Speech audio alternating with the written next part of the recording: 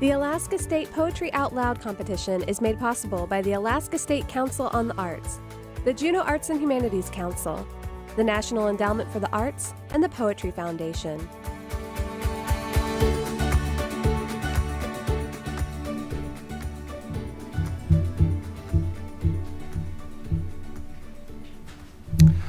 Good evening, everyone. Welcome to the 2024 Poetry Out Loud competition. My name is Phil Hibshin, and I am the Executive Director of the Juneau Arts and Humanities Council. The Juneau Arts and Humanities Council resides on the unceded territories of the Occoquan on Linkit colonially known as Juneau, Alaska. We acknowledge that the Linkit peoples have been stewards of this land on which we work since time immemorial, and are grateful for that stewardship and incredible care. To foster a strong, healthy, and purposeful arts community, we commit to celebrating diverse expression, listening to lessons from the past, and creating access and opportunities which carry us into the future. Through our partnership with the Alaska State Council on the Arts, the National Endowment for the Arts, the Poetry Foundation, KTOO, and countless schools and families we've collaborated with across the state of Alaska. I'm so excited to bring you the 17th, I believe, annual iteration of Poetry Out Loud. Welcome, all of you. Poetry has the incredible power to educate, inspire, and forge connections across cultures and generations.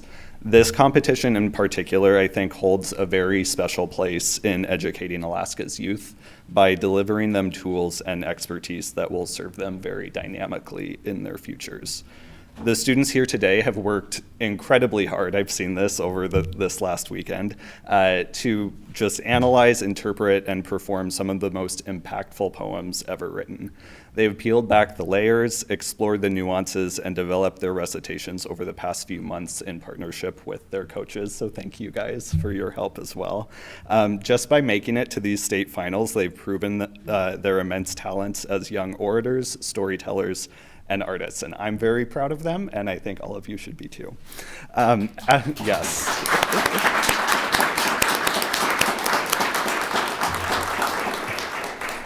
As we listen to these young voices from across Alaska today, it's my hope that you all will understand how programs like this are so important in ensuring that Alaska's young people are equipped for their futures. Like I mentioned, these skills that they've been developing these last few months are dynamic, flexible, and very diverse. Poetry Out Loud serves as a pivotal stepping stone towards the rest of their lives and careers, as well as the futures of all of our communities in Alaska. So congratulations to you all once again on making it here, and I'm really excited to hear what you have in store for us tonight. Now I'm very honored to introduce Kinkandunik Paul Marks to welcome you all to Linka Ani. Kinkandunik was born and raised in Juneau. He is Raven of the Lukach Shukanedi Yadi. He's a respected culture bearer, of the Linkit peoples and has led and chaired many ceremonial and protocol practices. So Gunashish for being here tonight with us, Paul.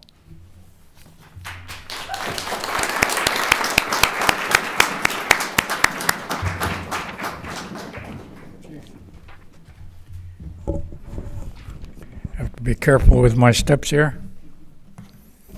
Don't want to fall and walking up to the stage here. Wasa kunalchishaya yaktu yik wasa hasyatiha ya dadke tu awachunha hastu shikakau. How wonderful it is to be here tonight, and how wonderful to hear the music that was played here. That it felt like they invoked their ancestors, which invoked our ancestors, to hear the music, to hear them playing so well. Wasa tlen gunachishaya, the kachuhan, yuti tlaacha yagu. How wonderful it is to see all of your boats out here. Ya I see you from the shoreline here. Yada hatiyakuch, yatlatki kak,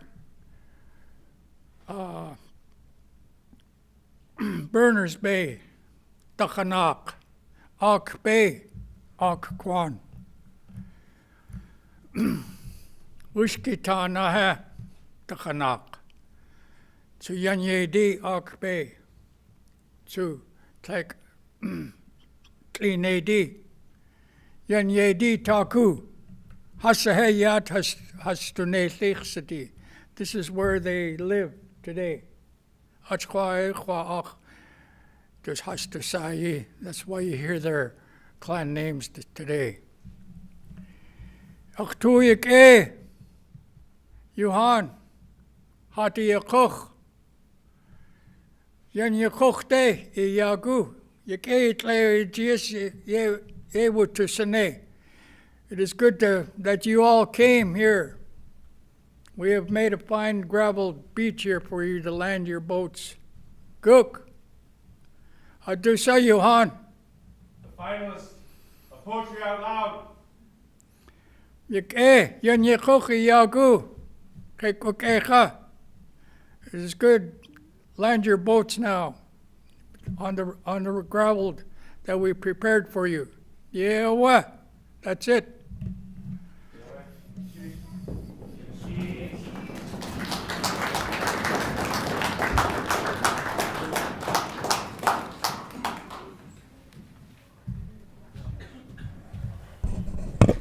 Well, good evening, everyone.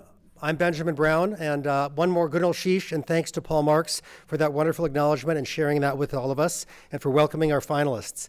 It's my pleasure to be the chairman of the Alaska State Council on the Arts. We're Alaska's state arts agency. It's going to be 20 years, actually, this October that I've been with the agency, and it amazes me that this wonderful event has been going on for 17 of those years. It was actually the brainchild of a gentleman named Dana Gioia, who was chairman of the National Endowment for the Arts back when it started. He was a poet from California, and what a great idea it was. Literally hundreds of thousands of young Americans have participated in this, if it hasn't gone into the millions, and thousands of Alaskans. And I've been able to see its iterations when we were doing it up in Anchorage before it was broadcast with our friends on Gavel to Gavel. It's come so far, and I want to thank our hardworking staff at the Alaska State Council on the Arts, our partners at the Juneau Arts and Humanities Council, our friends here at KTOO, Capital Community Broadcasting. It has taken all of that to make it continue flourish and grow and prosper like this. I was telling the finalists briefly before in the green room, I was actually in DC when Mava Ordaz, a young woman from West Anchorage High School, won the national finals several years ago. She was a two-time state finalist. She had done that as a junior, and then she also was the finalist as a senior, and she had everything she needed to actually win the national finals. I freaked out and ran up on stage because I was so proud as an Alaskan. I'm sure she is not going to be the last, and there's every chance that whoever our finalist is tonight could go to Washington and be the best in the nation. So no pressure, but I know that you all have worked so hard to be here, and I know you're going to do an outstanding job sharing these poems with us. And I hope it's been as good for you being part of Poetry Out Loud as it's been for us as an agency to help put it on. It's but one of many programs we have. We give grants to arts organizations, individual artists. We have a very robust arts education program. We're really trying to help Alaska schools with that right now when there's a lot of critical unmet need. We have many other programs. So go to alaskaarts.gov and learn more about them because I don't have much more time allotted to me. So thanking you all for being here, I'm going to turn it over to the very competent and capable hands of my good friend Denise Scott. She is an artist, an actress, a mom, a legislative professional. We were in King Lear many years ago, and I have fond memories of her, and so you're going to enjoy her on the stage being herself as she moderates the 2024 Alaska Statewide Finals of Poetry Out Loud. So good old sheesh again, thank you very much. Have a wonderful time this evening.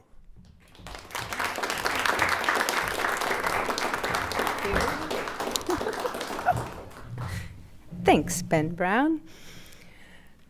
Hi. I'm so happy to see all of you here tonight. I'm so excited to hear all of your poems. But first, we have to get this thing going with the rules. The Poetry Out Loud rules are rounds. State and national finals consist of 3 rounds of competition. Competitions at lower levels may have fewer rounds, but students must recite only 1 poem in each round. We have 2 rounds of recitation at the regional level for both the in-person and video adjudicated competitions.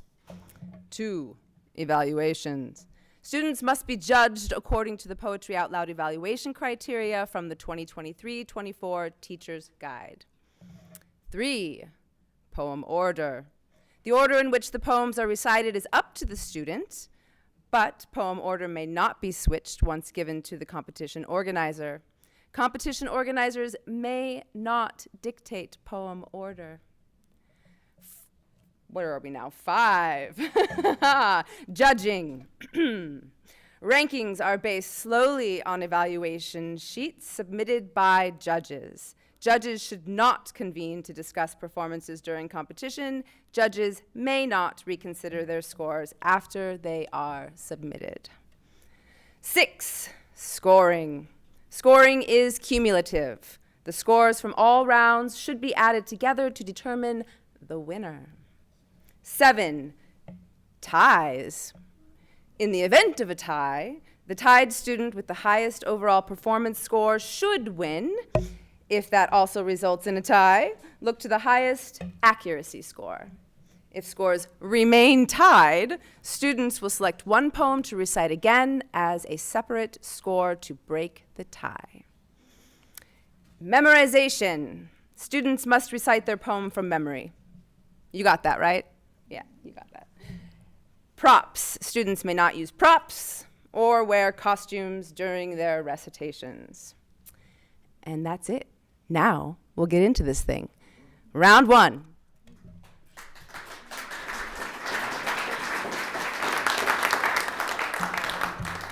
Clark Milstead comes from Homer. He is a senior. He is an entertainer by trade, singing, acting, and playing trombone, taking up most of his time. Clark has only lived in Alaska for a little over 2 years, but he is so grateful for all the people that have welcomed him with open arms. Because of his adaptable nature, Clark is most comparable to a free verse poem. His favorite poet is Chen Chen, because of his unique style that uses lots of younger generation vocabulary. Clark is more of a performer than a writer, but if he were to write poetry, he'd probably write something funny about his trauma stemming from the pandemic.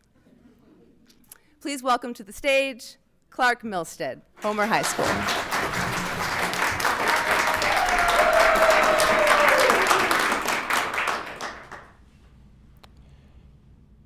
The Idler by Alice Moore Dunbar Nelson. An idle lingerer on the wayside's road, he gathers up his work and yawns away. A little longer ere the tiresome load shall be reduced to ashes or to clay. No matter if the world has marched along and scorned his slowness as it quickly passed, no matter if amid the busy throng he greets some face, infantile at the last. His mission? Well, there is but one, and if it is a mission, he knows it. Nay, to be a happy idler, to lounge in sun, and dreaming pass his long-drawn days away. So dreams he on, his happy life to pass, content without ambition's painful sighs, until the sands run down into the glass. He smiles, content, unmoved, and dies. And yet, with all the pity that you feel for this poor mothling of that flame, the world, are you the better for your desperate deal when you, like him, into infinitude are hurled? Thank you very much.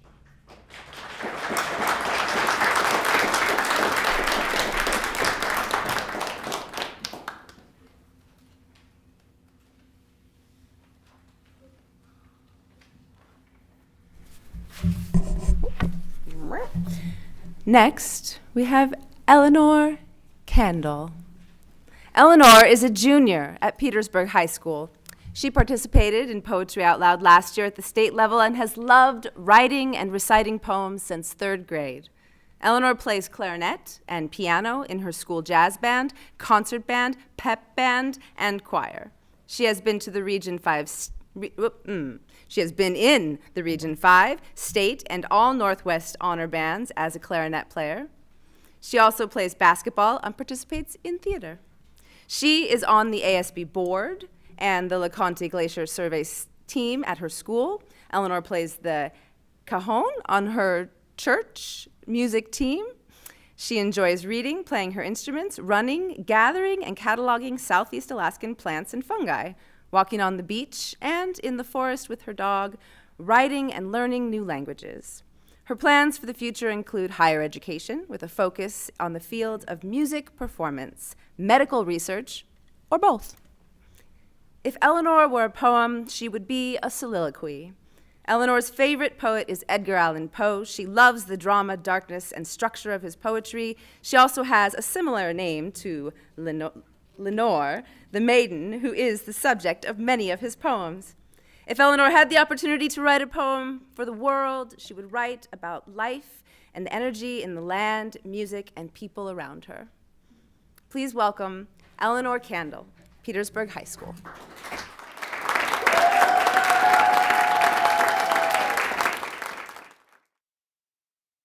Broadcast rights for this poem have not been granted for this event.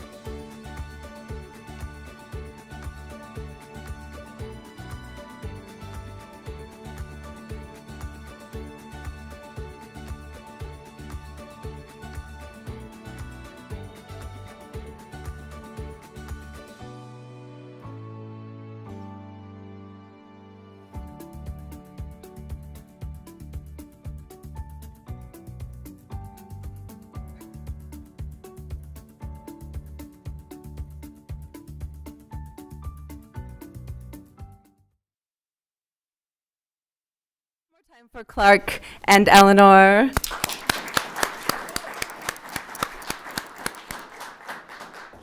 I'm so nervous, shaking like a leaf. You guys are so composed, and I have a script in front of me.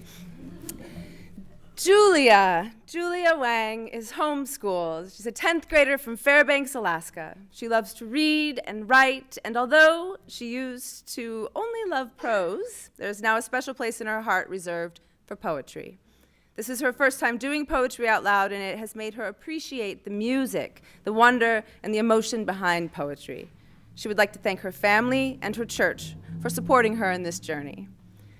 Julia told us of her perspectives on poems and poetry. If I were a poem, I would be a free verse poem, since I would like to express myself without any restraint or rhythms. Instead, I would just be me. My favorite poet is Emily Dickinson, as she was very observant about her surroundings, perceptive about her society, and not afraid to be different, all of which are reflected in her poetry. If I had an opportunity to write one poem for the world, I would write about the truth. Let's welcome Julia Wang, Fairbanks' best homeschool.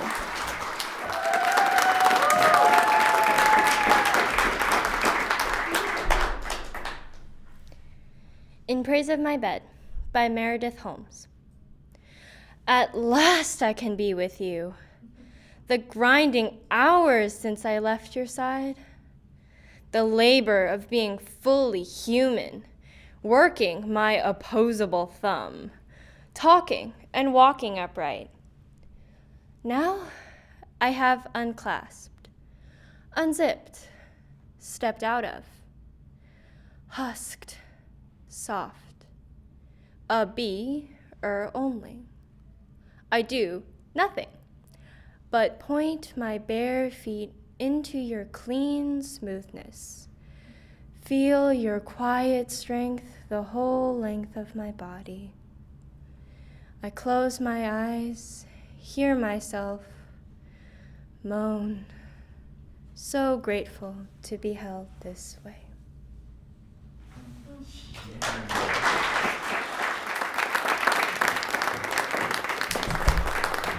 Thank you, Julia. All right. Lumi Furman was born and raised in Juneau, Alaska in 2008. Born and raised in 2008. She is of Mexican Filipino blood, or Mexipino, as she likes to call it.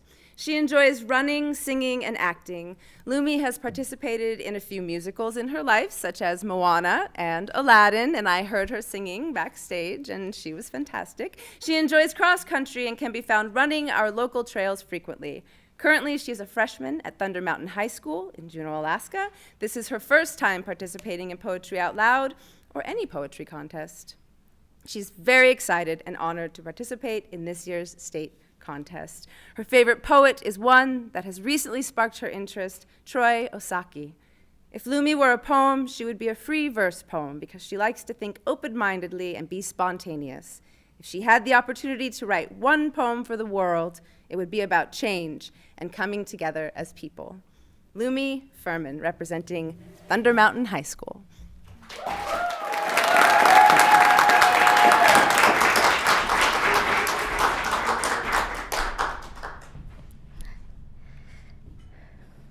Despedida for the Last Despedida by Troy Osaki, after Natasha Trethewey.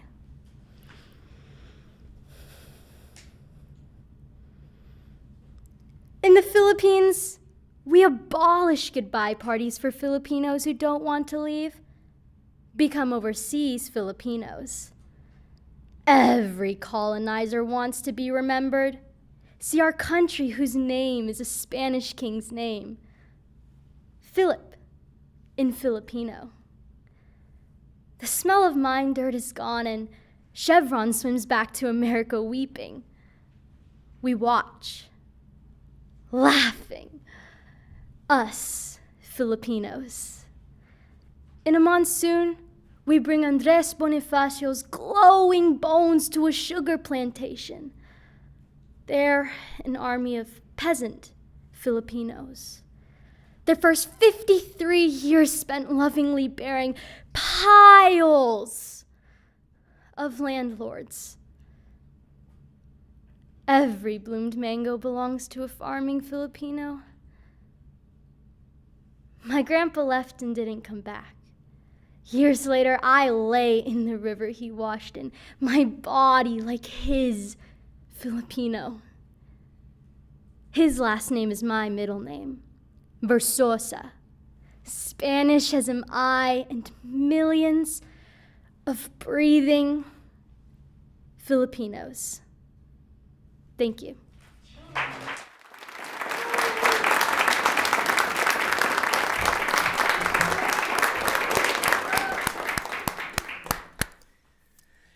Next up, Mina Yee. Mina is a 9th grader from Skagway School. She enjoys participating in her English class, specifically when it means writing papers about Shakespeare.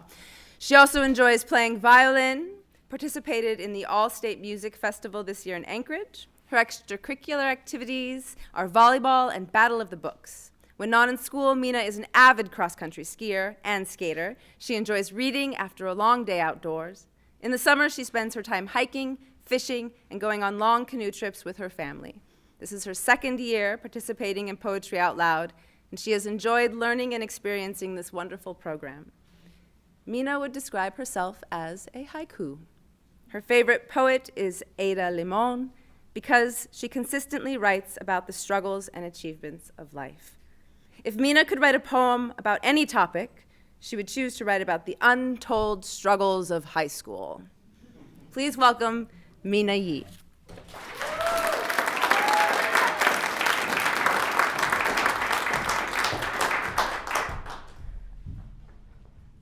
How to Triumph Like a Girl by Ada Limon.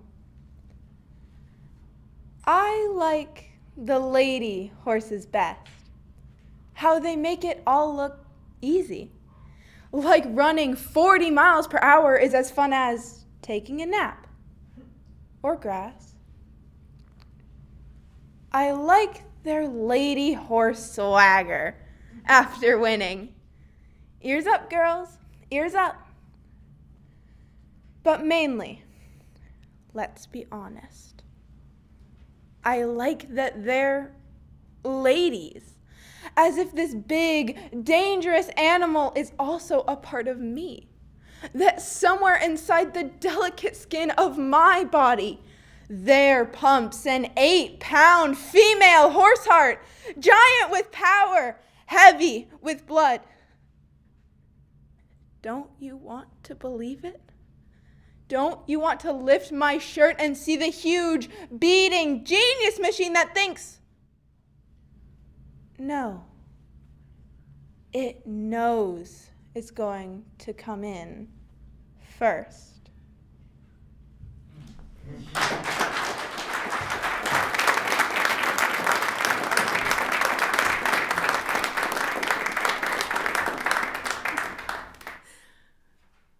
Mona Coco is a junior, currently attending West Anchorage High School.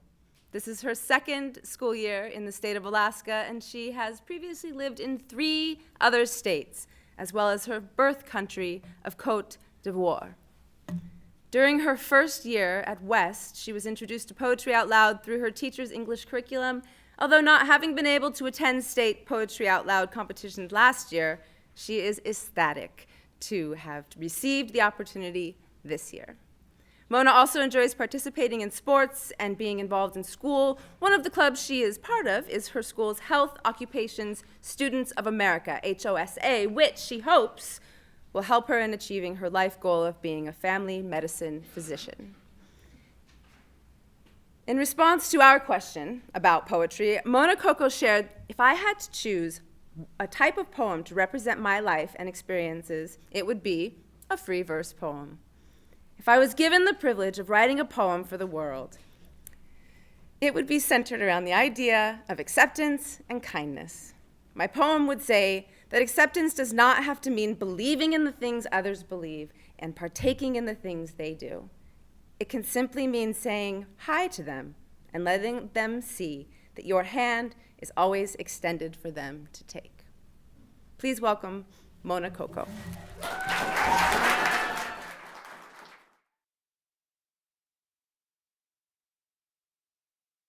Broadcast rights for this poem have not been granted for this event.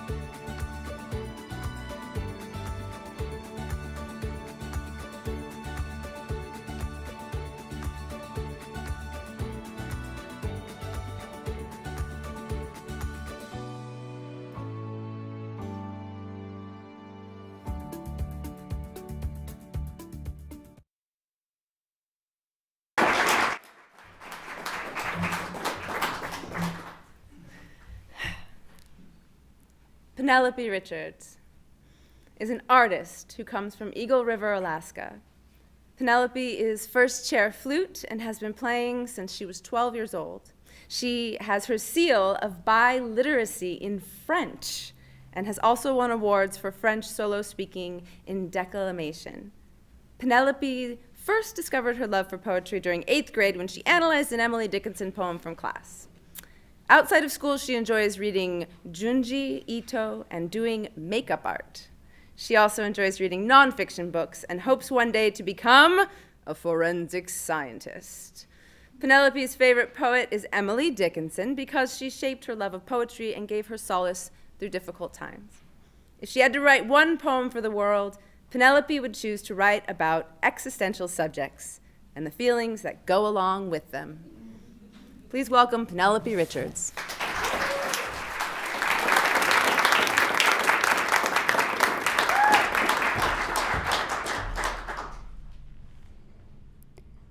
It was not death, for I stood up, by Emily Dickinson. It was not death, for I stood up, and all the dead lie down. It was not night, for all the bells put out their tongues for noon. It was not frost, for on my flesh I felt siroccos crawl, nor fire, for just my marble feet could keep a chancel cool. And yet it tasted like them all. The figures I have seen set orderly for burial reminded me of mine, as if my life were shaven and fitted to a frame and could not breathe without a key. And 'twas like midnight, when everything that ticked has stopped, and space stares all around, or grisly frosts, first autumn morns repeal the beating ground. But most like chaos, stopless, cool, without a chance or spar or even a report of land to justify despair.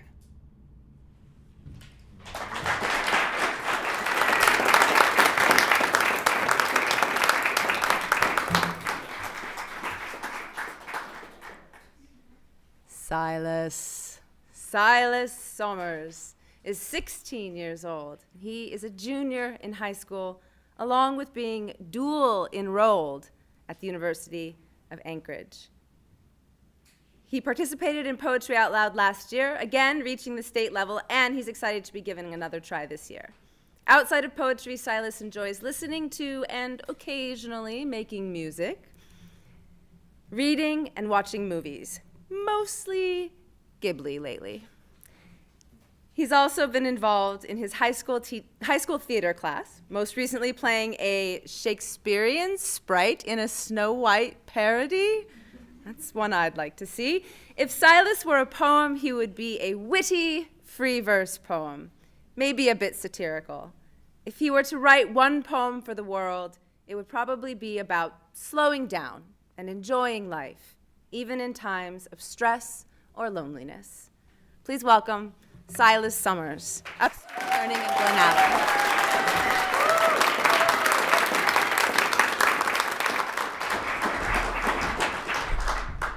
We Wear the Mask by Paul Laurence Dunbar. We wear the mask that grins and lies. It hides our cheeks and shades our eyes. This debt we pay to human guile. With torn and bleeding hearts, we smile and mouth with myriad subtleties. Why should the world be overwise in counting our tears and sighs? Nay, let them only see us while we wear the mask. We smile, but oh great Christ, our cries to thee from tortured souls arise. We sing, but oh, the clay is vile beneath our feet and long the mile. But let the world dream otherwise. We wear the mask.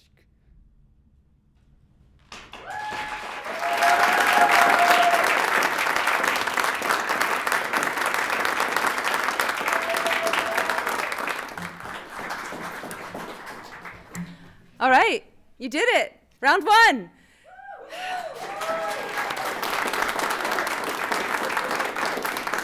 I've been given a note that I'm not supposed to clap into the mic, so I'll just be down here. Let's just collectively take a nice breath, huh? Breathe in through the nose. Yeah, and we'll move on to round 2. During the second round, we will learn about some of the good people supporting Alaska State Poetry Out Loud this year, including our panelists and our State Poetry Out Loud mentors.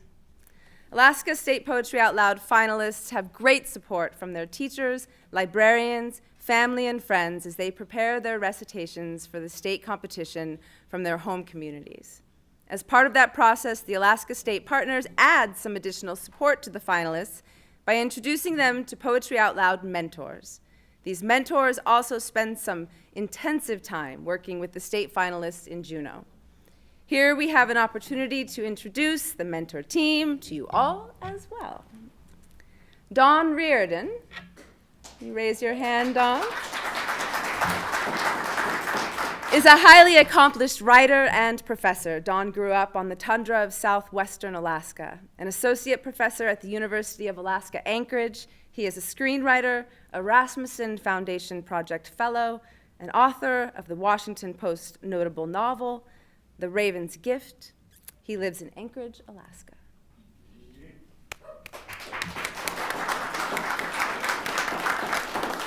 And now to officially begin round 2, please welcome back to the stage, representing Homer High School, Clark Milstead.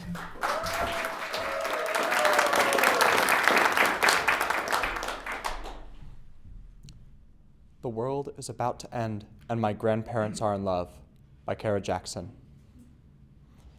Still, living like they orbit one another, my grandfather, the planet, and grandma, his moon, assigned by some gravitational pull.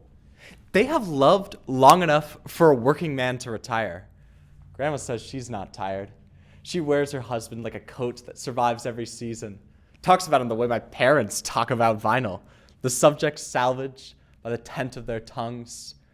Grandma returns to her love like a hymn, marks it with a color.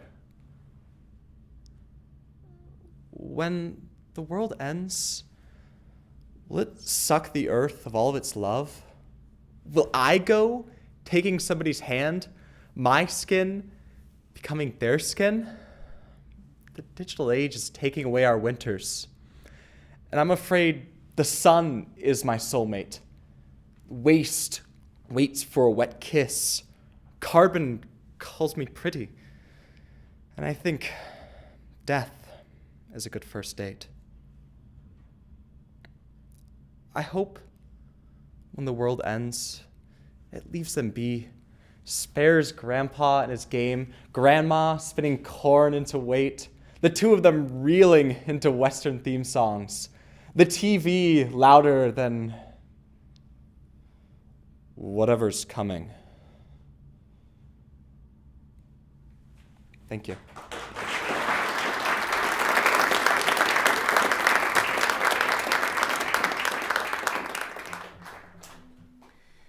I'd now like to introduce our second mentor, Nami.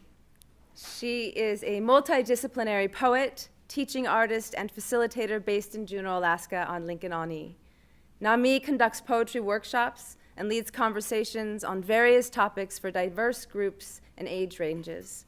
Through her spoken word poetry, she empowers individuals to unearth their distinctive voices through writing, performing, and attentive listening. Recognized as a tender powerhouse, Nami seamlessly weaves personal narrative, poetry, and the complexities of identity into her work. As a Kundiman Fellow and Tin House alum, she has been honored with the Alaska Literary Award and is a 3-time recipient of the Rasmussen Foundation Award. Additional support from the Aspen Institute, the Loft Literary Center, and Story Knife has further bolstered her creative endeavors. Her focus lies in working with marginalized communities, including teens in treatment centers, incarcerated women, and transracial adoptees, using poetry as a means of healing and liberation. Nami holds a BA in social justice with a concentration on racial justice and a certificate in conflict studies from Hamline University.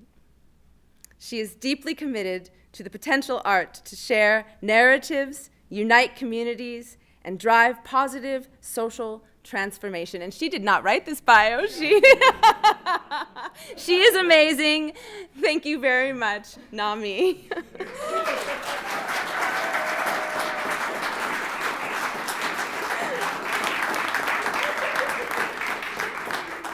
Now please welcome back to the stage, representing Petersburg High School, Eleanor Candle.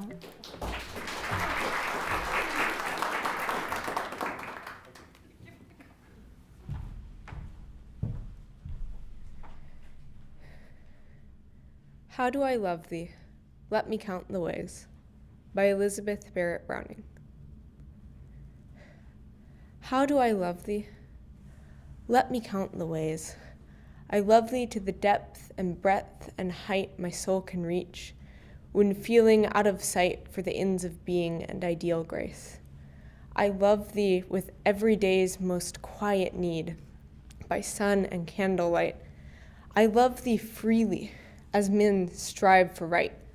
I love thee purely, as they turn away from praise. I love thee with the passion put to use in my old griefs, and with my childhood's faith.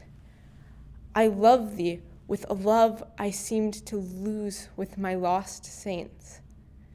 I love thee with the breath, smiles, tears of all my life. And, if God choose, I shall but love thee better after death.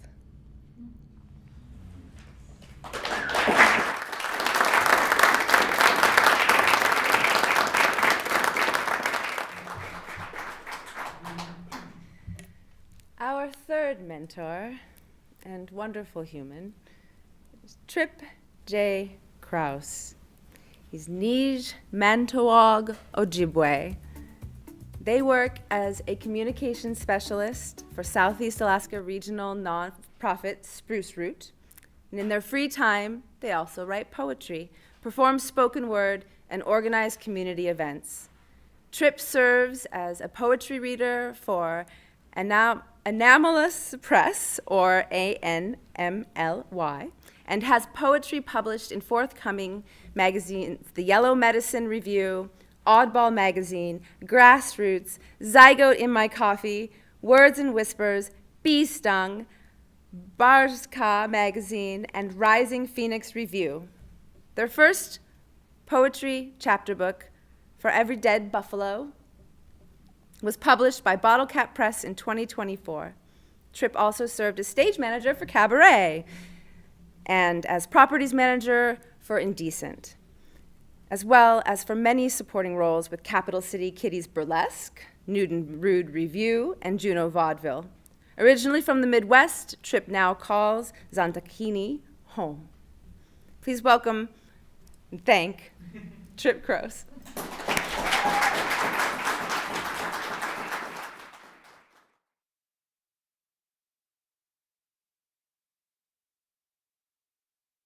Fairbanks Best Homeschool, Julia Wang.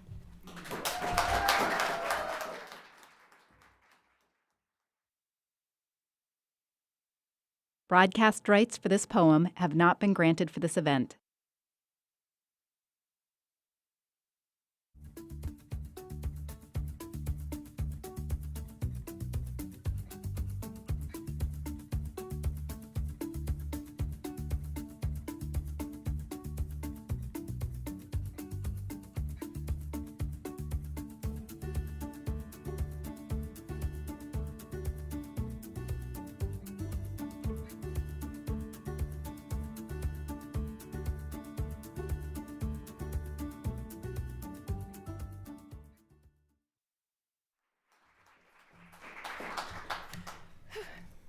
Our fourth Poetry Out Loud mentor is Brett Dillingham.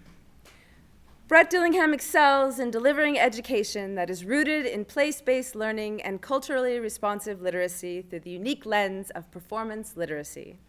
He introduces a dynamic method that enables individuals to engage with reading, writing, and storytelling through the use of sound, movement, and expressive techniques.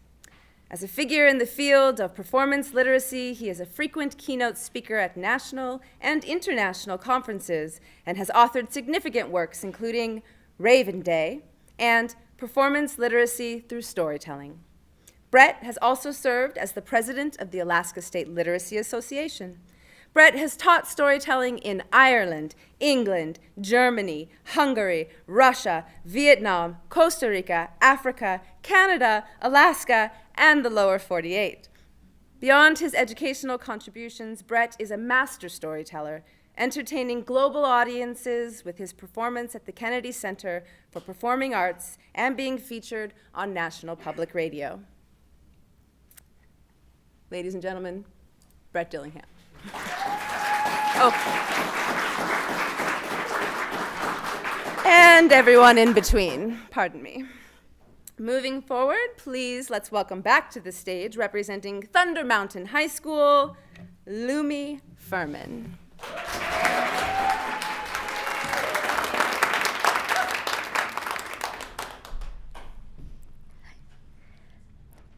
If Mama Could See by Lucille Clifton. If Mama could see, she would see Lucy, sprawling limbs of Lucy, decorating the backs of chairs, Lucy hair, holding the mirrors up that reflect odd aspects of Lucy.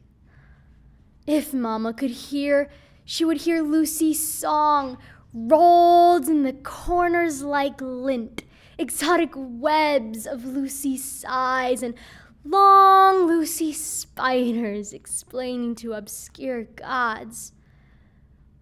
If Mama could talk, she would talk. Good girl.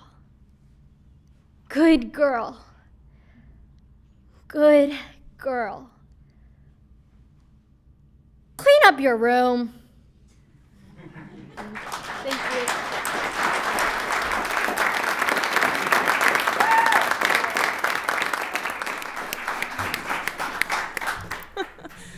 I can't believe I said ladies and gentlemen. 1950 called. They want their MC back.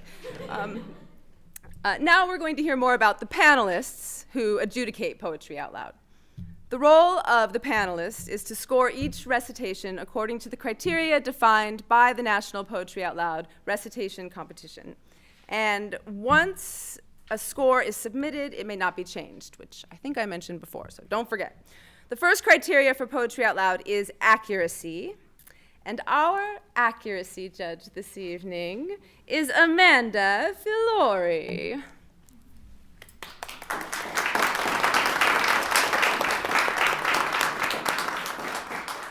Amanda was Alaska State Poetry Out Loud coordinator since 2014.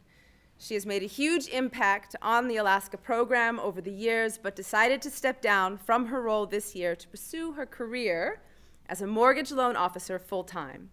She is an avid arts supporter in our community and has also worked as a lighting electrician and stage manager for local concerts, plays, and wearable art, and has presented her own fine local art at galleries over her 20 years in this community. She's thrilled to be the accuracy judge this year. It says it right here, and she looks thrilled. And she's glad to still play a part in Poetry Out Loud. Thank you, Amanda.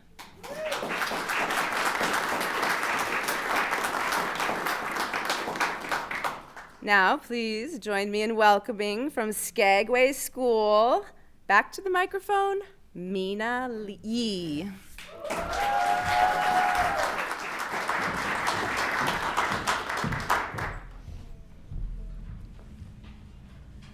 Suppose by Phoebe Carey.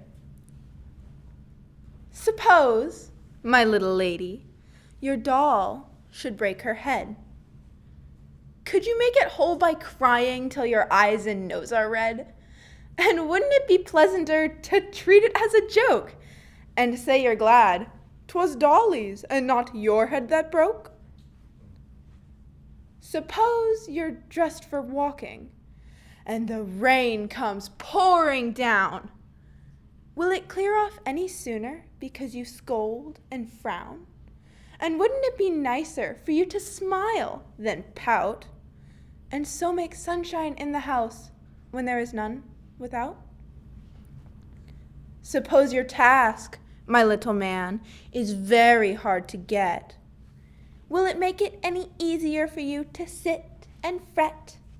And wouldn't it be wiser than waiting like a dunce to go to work in earnest and learn the thing at once? Suppose that some boys have a horse and some a coach and pair. Will it tire you less while walking to say, "It isn't fair"? And wouldn't it be nobler to keep your temper sweet and in your heart be thankful you can walk upon your feet? And suppose the world don't please you, nor the way some people do. Do you think the whole creation will be altered just for you? And isn't it, my boy or girl, the wisest, bravest plan? Whatever comes or doesn't come, to do the best you can?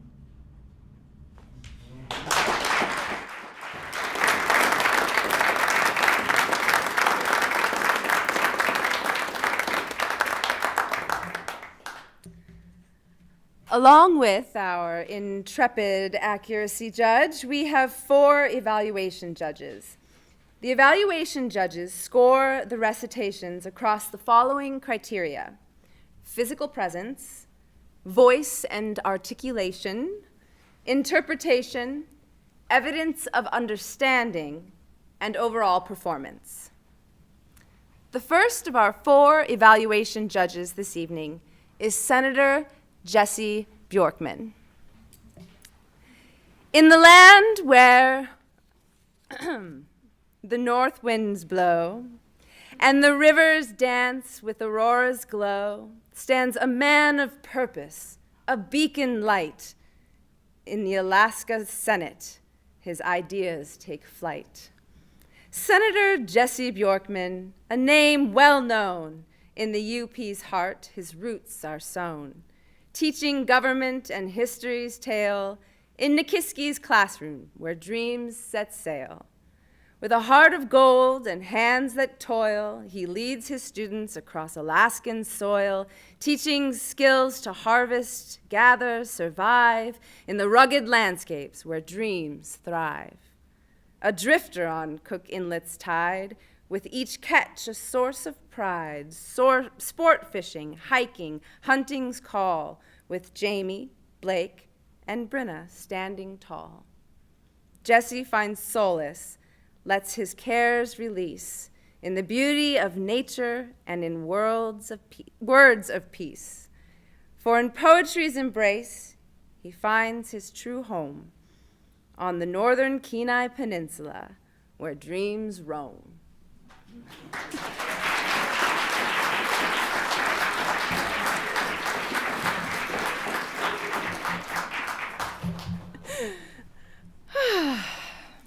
That's the first time I ever read that. Oh. All right, let's keep going. Continuing on, we'll bring back to the stage, representing West Anchorage High School, Mona Coco.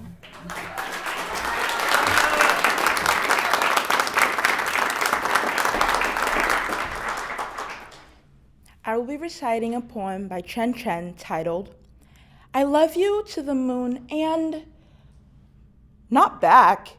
Let's not come back. Let's go by the speed of queer zest and stay up there and get ourselves a little moon cottage, so pretty. Then start a moon garden with lots of moon veggies, so healthy. I mean, I was already moonlighting as an online moonologist most weekends, so this is the immensely logical next step. Are you packing your bags yet? Don't forget your Sailor Moon jean jacket. Let's wear our Sailor Moon jean jackets while twirling in that lighter, queerer moon gravity. Let's love each other so good on the moon. Let's love the moon on the moon.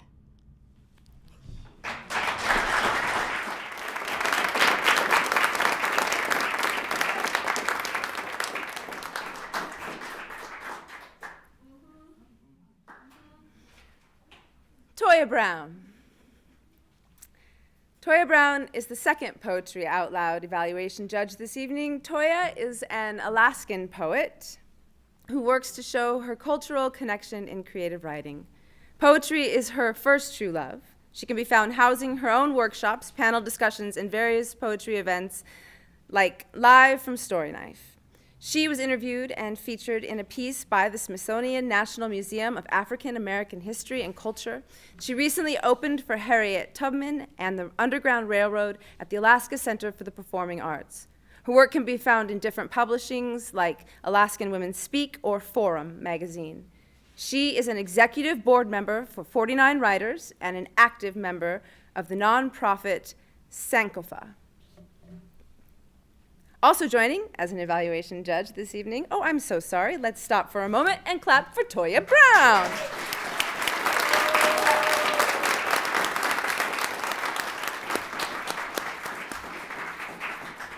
Not into the microphone.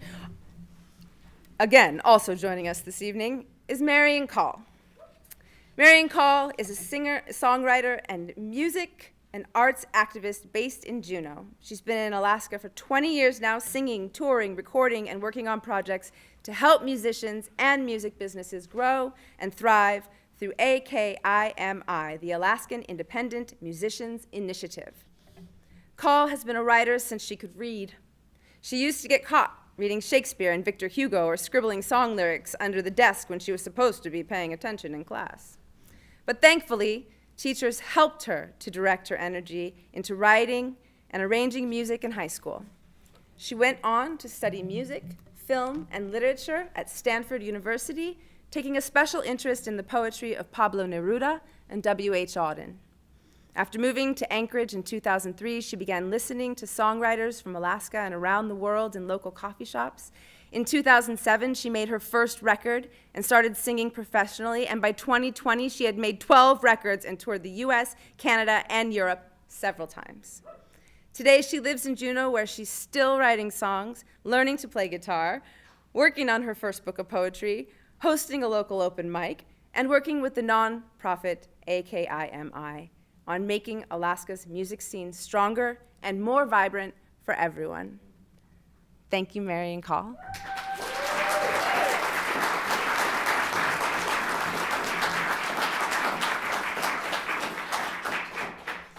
And now, representing Eagle River High School, please welcome back to the stage Penelope Richards.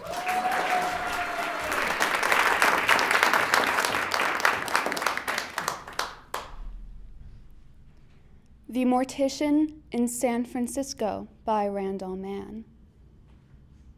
This may sound queer, but in 1985, I held the delicate hands of Dan White.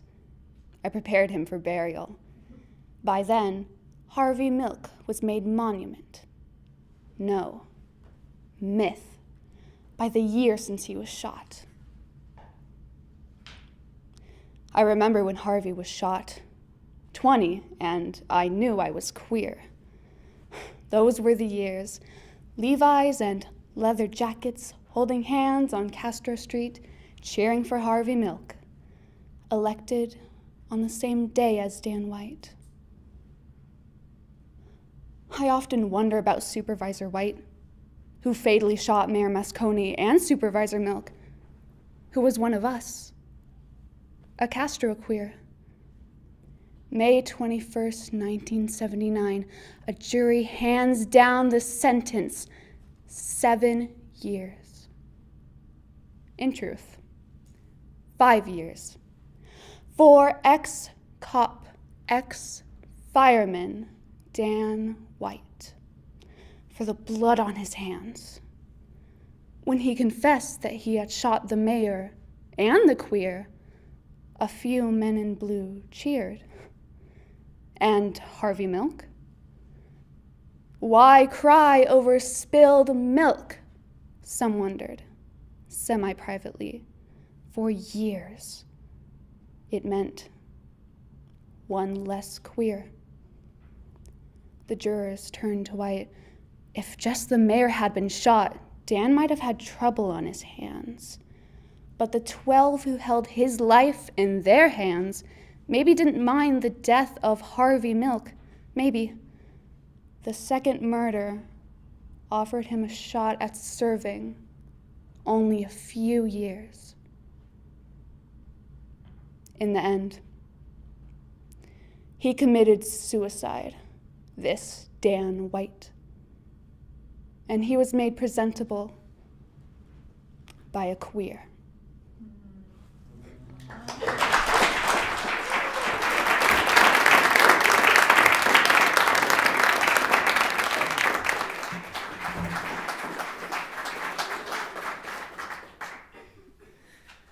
Rounding out our panel this evening is evaluation judge Nicole Metzger.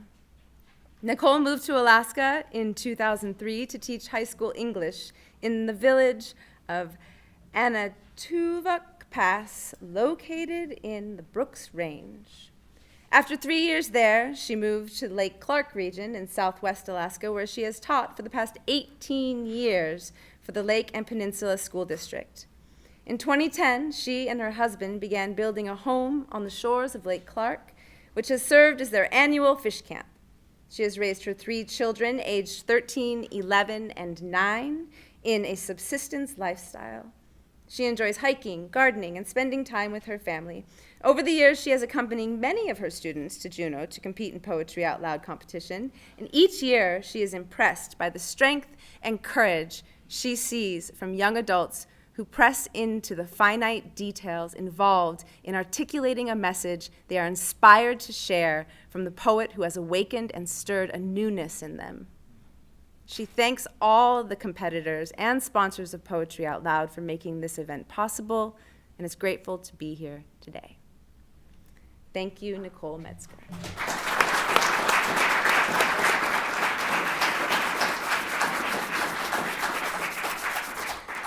So what happens when the panelists pass their score sheets down the table?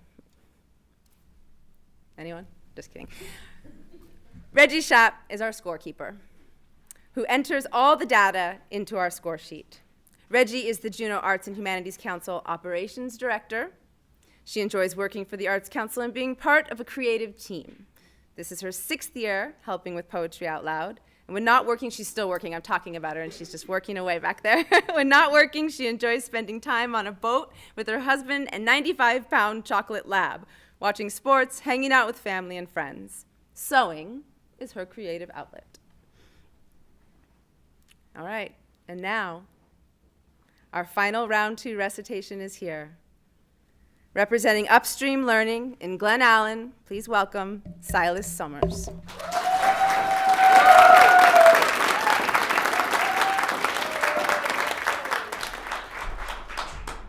A Farmer Remembers Winkin by Whitter Biner.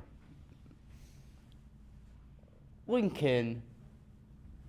Well, I was in the old 2nd Maine, the 1st Regiment in Washington from the Pine Tree State. Of course, I didn't get the butt of the quip. We was there for guarding Washington. We was all green. I ain't never been to the theater in my life. I didn't know how to behave. I ain't never been since. I can see as plain as my hat the box where he sat in when he was shot. I can tell you, sir, there was a panic when we found our president was in the shape he was in. Never saw a soldier in the world, but what liked him. Yes, sir, his looks was kind of hard to forget. He was a spare man, an old farmer. Everything was all right, you know. But he wasn't a smooth appearing man at all, not in no ways. Thin-faced, long-necked, and a swelling, kind of a thick lip like. And he was a jolly old fellow, always cheerful. He wasn't so high, but the boys could talk to him in their own ways. While I was serving at the hospital, he'd come in and say, You look nice in here. Praise us up, you know. And he bent over and talked to the boys, and he talked so good to them, so close. That's why I call him a farmer. I don't mean that everything about him wasn't, all right? You understand? It's just, well, I was a farmer, and he was my neighbor, anybody's neighbor. I guess even you young folks would have liked him.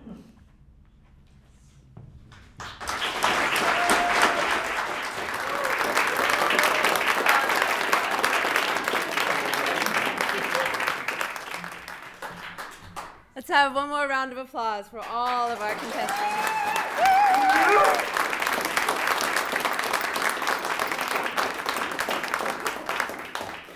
Folks, that's the end of round 2. And done. We're going to take a short break, 15 to 20 minutes, and we'll be back. So take a break. Yeah.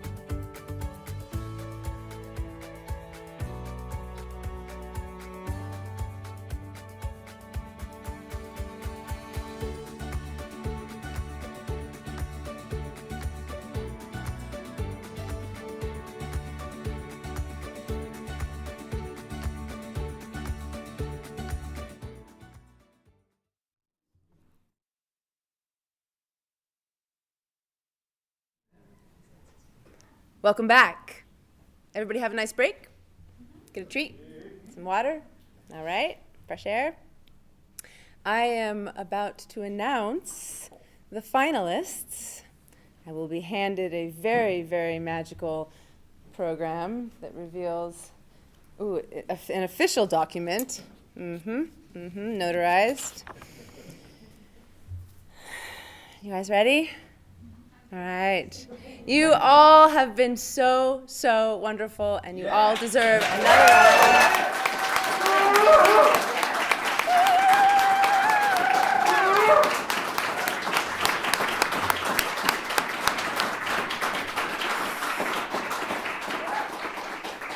No matter what, you should be very proud of yourselves. Our first finalist tonight is Lumi Furman.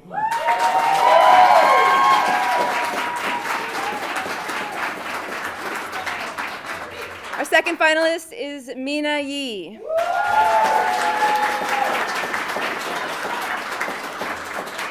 Third finalist is Mona Coco.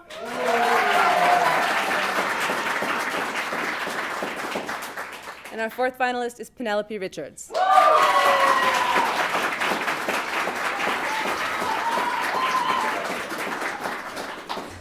So let that sink in. Remember your third poem. And I would like to introduce Andrea Noble, the Executive Director of the Alaska State Council on the Arts. I'd like to invite her to the stage.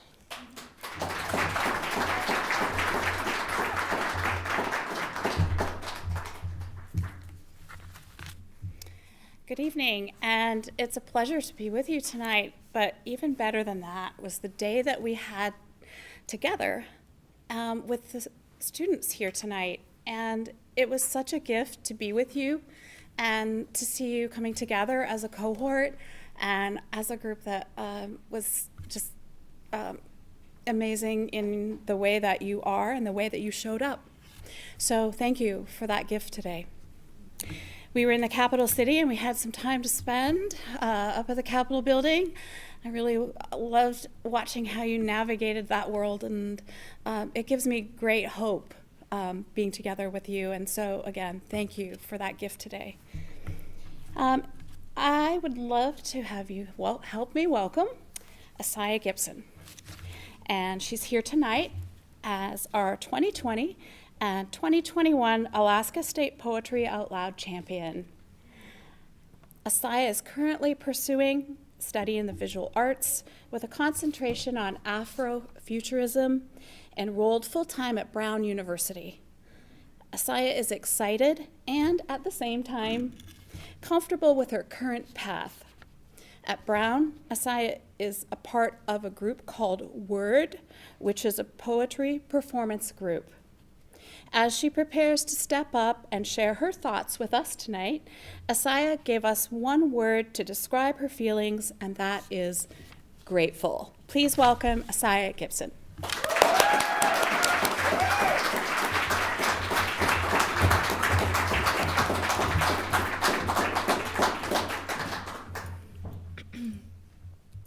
I want to start by saying that I am so honored to be here today. The last time I was here in this very room actually was 4 years ago. I was a Poetry Out Loud contestant, and it was my first time making it to the state competition. Despite the time that has passed since I was here, I'm fairly confident that this experience is still just as inspiring and terrifying. It takes a sizable amount of courage to stand on the stage in front of a camera and perform someone else's poetry. Because when you're reciting a poem in this space, you're not just reciting a poem. You're offering yourself as a medium for the poetry, sharing your analysis and interpretation of the work, and most importantly, you're sharing something you found meaningful with an audience, which is scary. So I want to take a pause and just acknowledge all of the students participating in Poetry Out Loud here. I want to say that I'm proud of you guys and ask you all to please be proud of yourselves because you're doing an amazing thing. After the Alaska State competition in 2020 when I was here, Nationals for Poetry Out Loud were canceled, and since then the competition has carried on virtually for safety purposes in the wake of COVID-19. I'm really grateful that the program was able to continue in 2021, as it gave me and many other students another chance to discover more poets and their poetry, meet new people, and perform, even if it meant recording ourselves on our mom's iPhones like it did for me. Our desire to change with the circumstances also speaks to the adaptability of the Poetry Out Loud community and the commitment we each have, students, judges, coordinators, and more, to continue this experience. I think this is because everyone who has been involved in this program understands the impact it has on both the students participating and those watching it alike. Seeing my and my competitors' recitations evolve, even over the course of a day, was motivating. Hearing the mix of poems performed, each packed with meaning, was awe-inspiring. As a participant, I can absolutely say that Poetry Out Loud is something worth fighting for. And whatever the future holds, though hopefully no more viruses, I hope this program continues and is brought to many more students. This year is the second that we've been able to return to this space in person together. I ecstatically took the opportunity to return to Poetry Out Loud as a keynote speaker. However, I want to highlight that while I've returned physically to this competition, there are so many other ways students return back to what Poetry Out Loud gives them. Poetry Out Loud fosters connections you can continue outside of this competition. Students have the opportunity to meet each other and bond over this experience, to be led by coaches and mentors who help grow their performances, and to be enriched by a community of people who care deeply about the arts. It also gives students lifelong skills. Reciting poetry involves honing articulation, tone, and cadence. It necessitates confidence in front of an audience and strong physical presence. All of these skills are critical for tasks like public speaking, job interviews, and presentations. Additionally, in preparing to recite the poetry, students strengthen their critical analysis skills by examining their poems and investigating the poets in order to fully understand each poem and determine its meaning. Poetry Out Loud provides a space to learn about the craft of poetry, the importance of poetry, its forms, and its impacts. It helps students find a favorite poet or poem. It lets them hear something they may have never heard before, or feel understood in a way they didn't know was possible. What I'm trying to say is that Poetry Out Loud leaves something with you, no matter what it is, that you can always return to. That's why I'm here, returning to it, to show my gratitude for all that it's given me. And with that, I would like to return it back to the students for round 3.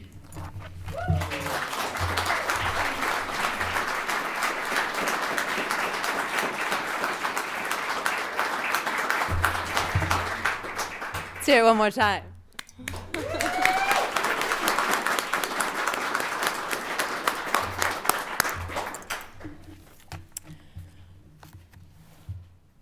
Round 3.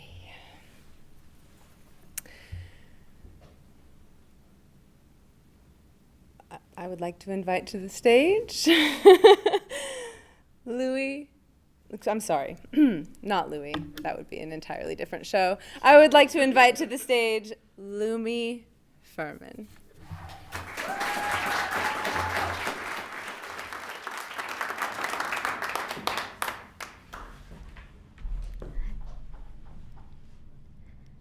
Love Armed by Afra Ben. Song from Abdelazar.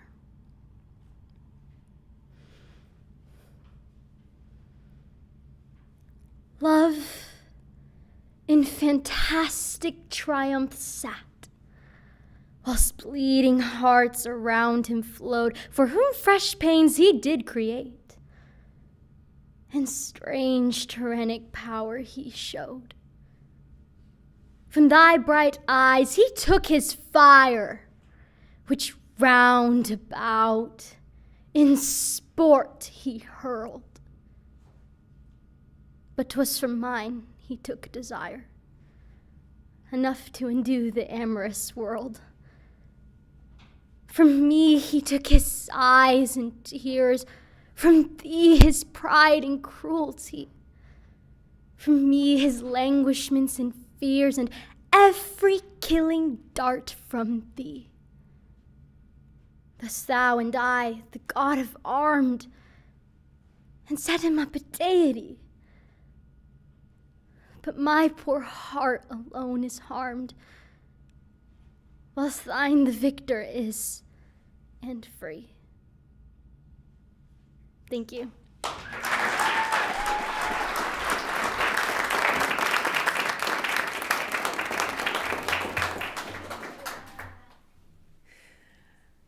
Our next finalist coming to this. All right then. How about I give some thanks, show a little gratitude. Why don't I start with the Jam Cello Collective, right? Got Ceres Hudson, Mary Canaperi, Aliciana Zamora, Jacqueline Davis, and Megan Johnson, Catherine Wilkins, who played us into the studio this evening. And also thanks to Sea Alaska Heritage Institute and Alaska Robotics for housing everyone who is here from out of town during their visit to Alaska's capital.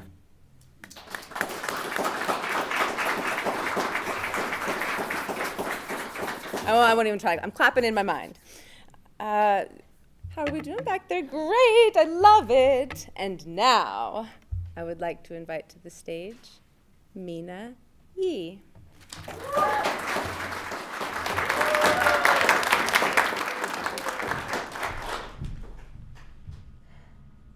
The Albatross by Kate Bass. When I know you are coming home, I put on this necklace. Glass beads on a silken thread, a blue that used to match my eyes. I like to think I'm remembering you. I like to think you don't forget. The necklace lies heavy on my skin. It clatters when I reach down to lift my screaming child. I swing her, roll her in my arms until she forgets. The beads glitter in the flicker of a TV set as I sit her on my lap and wish away the afternoon. I wait until I hear a gate latch lift, the turn of key in lock. I sit amongst toys and unwashed clothes. I sit and she fingers the beads until you speak in a voice that no longer seems familiar, only strange. I turn as our child tugs at the string. I hear a snap and a sound like falling rain.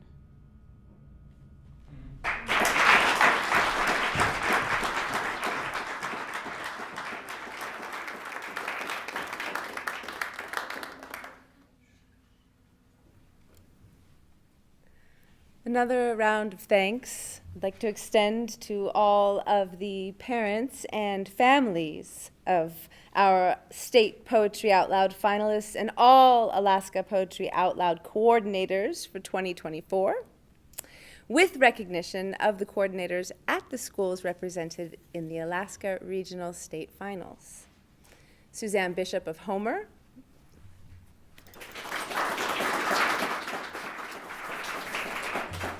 Tim Shumway, Petersburg.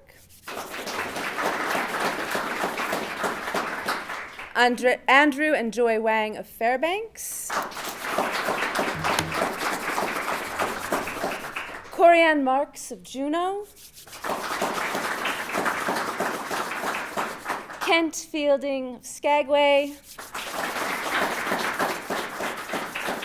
Stephanie Forrester, Marie Shearda, Adam Mackey, Rachel Steffel, and Temperance Tinker K's Anchorage. Clinton Holloway, Eagle River. Mark Proch and Teresa LaVille, Glen Allen. It truly takes a state. It truly takes a state to be a village, to raise some artists. You guys, you doing okay over there? Everyone looks great. Yeah? Next, I'd like to invite to the stage our third finalist, Mona Coco.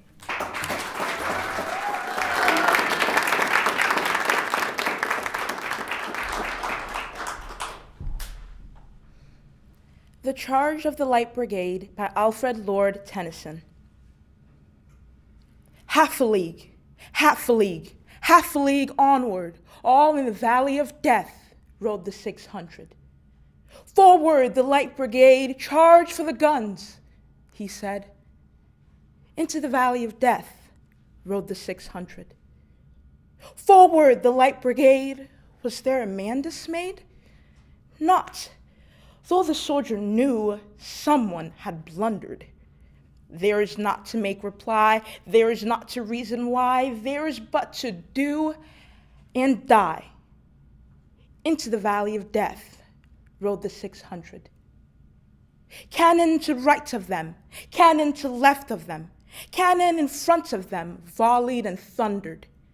Storm that was shot and shell, bravely they rode and well. Into the jaws of death, into the mouth of hell, rode the 600. Flashed all their sabers spare, flashed as they turned in air, sabering the gunners there, charging an army while all the world wondered. Plunged in the battery smoke, right through the line they broke, Cossack and Russian reeled from the battle stroke, shattered and sundered. Then they rode back, but not the 600. Cannon to right of them, cannon to left of them, cannon behind them, volleyed and thundered. Storm that was shot and shell, while horse and hero fell. They that had fought so well came through the jaws of death, back from the mouth of hell. All that was left of them? Left of 600? When will their glory fade? Oh, the wild charge they made, all the world wondered. Honor the charge they made. Honor the Light Brigade. Noble 600. Thank you.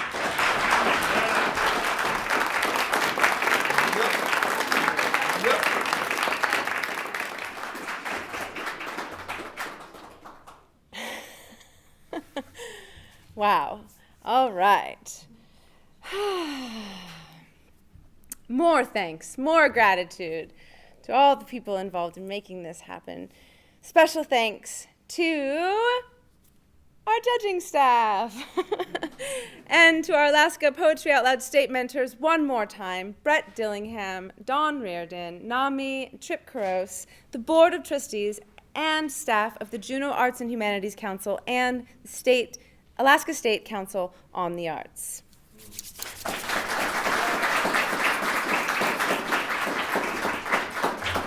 See, the kids back there have a fun clap where they go around. So I think we should all be doing this for the rest of the night, everyone. It gets your blood moving. Last of our finalists, I'd like to welcome to the stage Penelope Richards.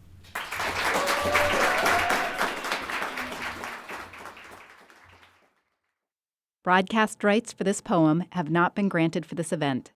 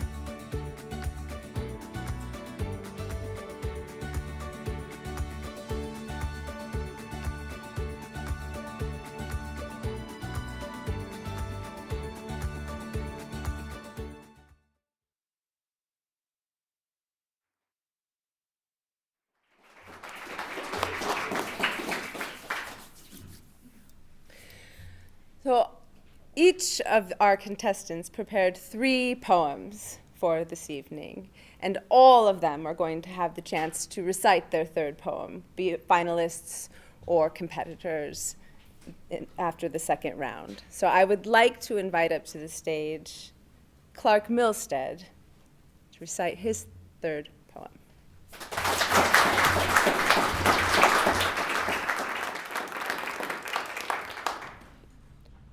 Dirge Without Music by Edna St. Vincent Millay. I'm not resigned to the shutting away of loving hearts in the hard ground. So it is, and so it will be, for so it has been, time out of mind.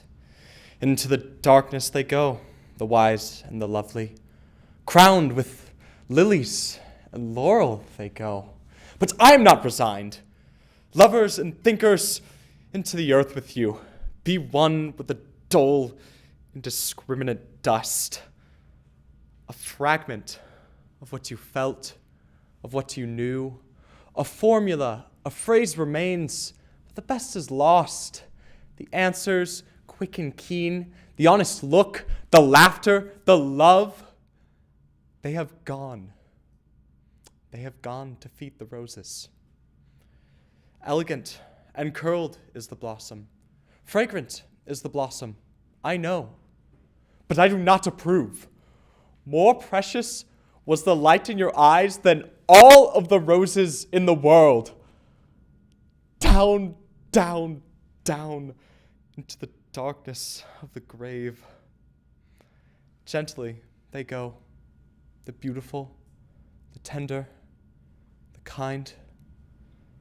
Quietly they go, the intelligent, the witty, the brave.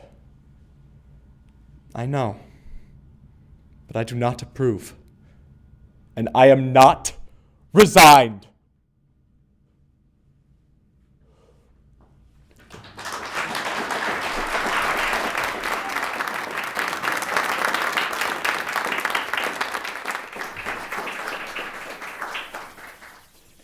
Next up, Eleanor Candle.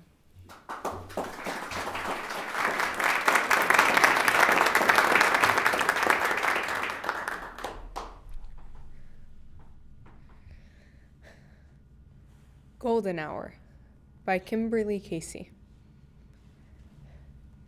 When you caught one to keep, we took it home and I asked you to teach me. You showed me how to spike the brain. I thanked the fish, looked away, pressed down.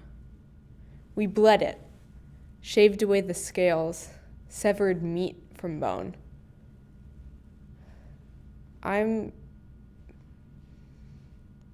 afraid of leaving my loved ones alone. Flying into an endless sunset the next day, a soft glow through the window, and every passenger is glazed a smooth bronze. Every other seat empty, each face masked, some with simple fabric, others medical-grade filtration, set beneath serious eyes. No one here talks much. Bodies pull away from the aisle each time a passenger scurries by. If a plane crashes in the middle of a pandemic, would the world make a sound? How do we grieve one loss among so many?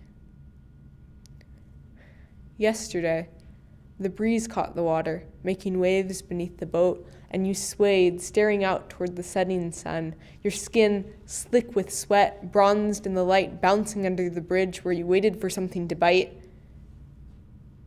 I told you. I didn't understand the need to maim something, just to send it swimming back below with a taste of blood.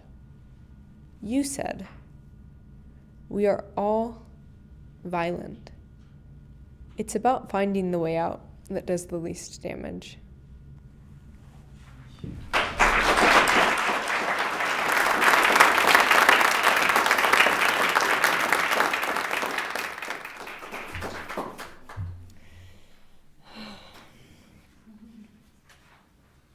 Next, please welcome, for her third poem, Julia Wang.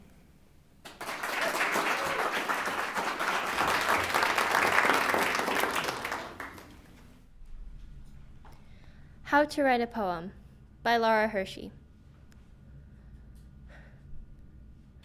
Don't be brilliant. Don't use words for their own sake, or to show how clever you are, how thoroughly you have subjugated them to your will, the words. Don't try to write a poem as good as your favorite poet. Don't even try to write a good poem. Just peel back the folds over your heart and shine into it the strongest light that streams from your eyes, or somewhere else. Whatever begins bubbling forth from there, whatever sound or smell or color swells up, makes your throat fill with unsaid tears. Whatever threatens to ignite your hair, your eyelashes, if you get too close. Write that. Suck it in, and quickly shape it with your tongue before you grow too afraid of it and it gets away. Don't think about writing a good poem, or a great poem, or the poem to end all poems. Write the poem you need to hear. Write the poem you need.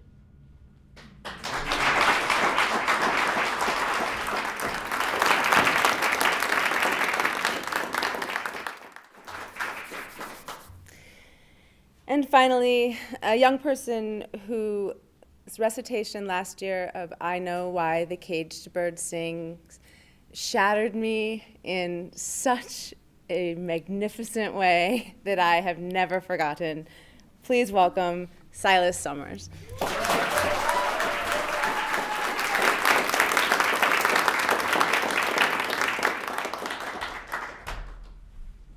A song, Lying is an Occupation, by Letitia Pilkington. Lying is an occupation used by all who mean to rise. Politicians owe their station but to well-concerted lies. These two lovers give assistance to ensnare the fair one's heart, and the virgin's best resistance yields to this commanding art. Study this superior science, whether you rise in church or state. Bid to truth a bold defiance. 'Tis the practice of the great.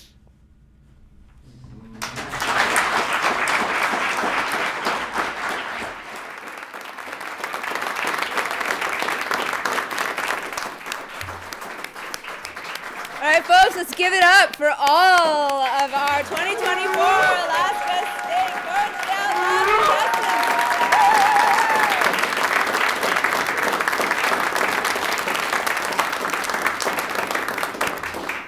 contestants. You are all truly brilliant. And now I would like to invite everyone to the stage. Please come join me. It's lonely up here. Come on up and take a bow.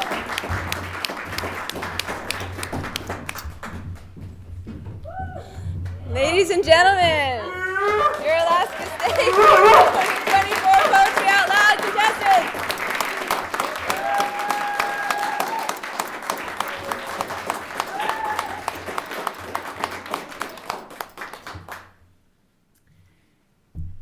And rumor had it we had some things for you. Papers with your name. We will start with Clark Milstead, Homer High School. Come on up. Shake a hand.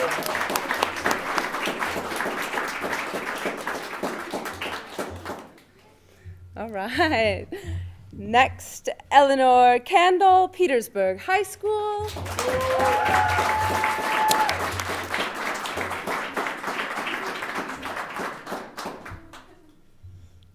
Folks, give it up for Julia Wang, Fairbanks' best homeschool.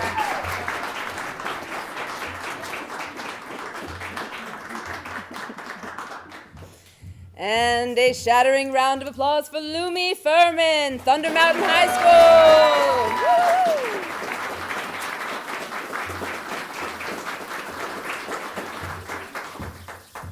Next we have Mina Yee, Skagway School.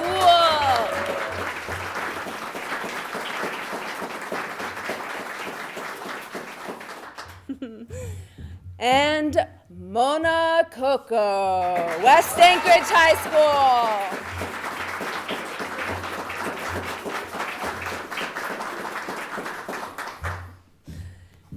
Next we have Penelope Richards, Eagle River High School.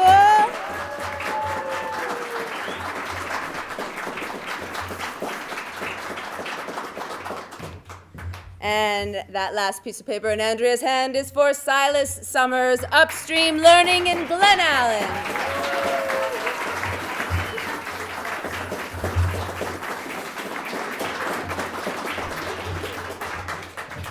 Ladies and gentlemen, your 2024 Poetry Out Loud Alaska State Final Competition.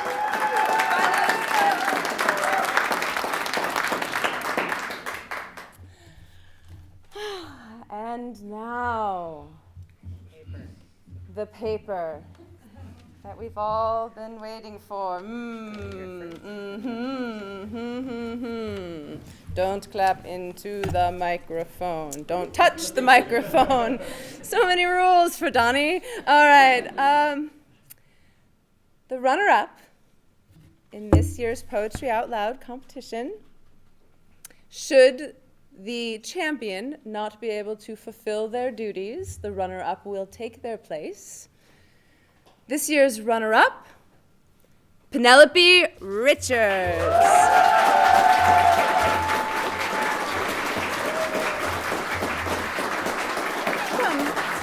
Come forward.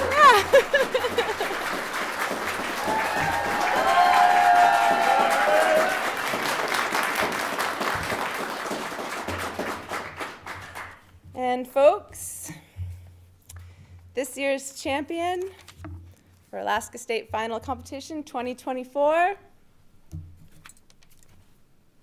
is Mona Coco.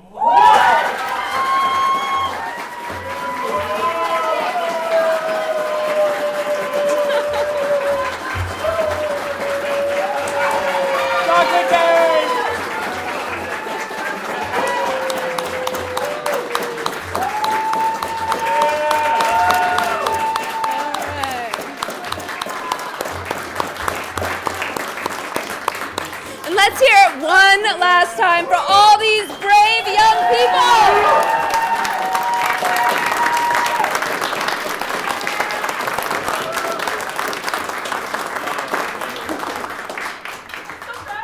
Yeah. I'm gonna make you stand up here with me. Thank you all for coming. That wraps up our Alaska Poetry State Competition for 2024. Gunos Chish from Aquan. Let's hear it one more time again for our Alaska State Poetry Out Loud finalists.